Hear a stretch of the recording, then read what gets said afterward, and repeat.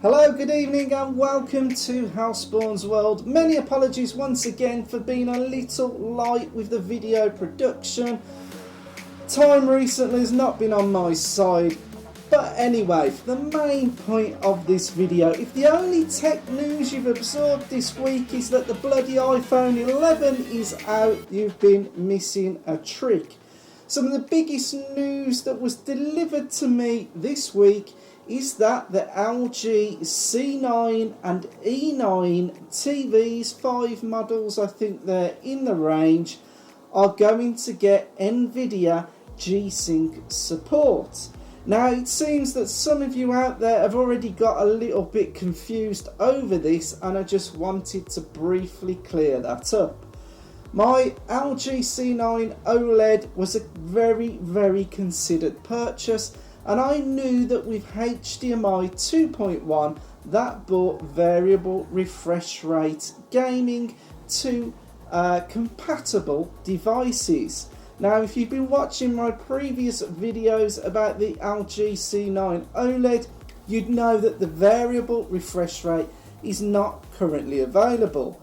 Whereas has been delivered by many of the big tech news companies on the web and some of the bigger YouTubers in their tech news stories, LG and Nvidia have got together, and this was something that I hoped when I first bought the TV.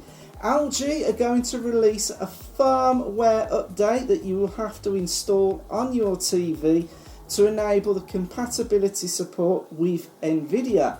Nvidia are then going to release a driver software update that will also enable the GeForce RTX series and the GeForce GTX 16 series graphics cards to be adaptable with the variable refresh rate. Now I believe that when it comes to the PC, we're going to have to enable the LG display as a G-Sync compatible display in the Nvidia control panel. On the TV, again, you've got to get the fast gaming response set up, and then between the two it should sort itself out.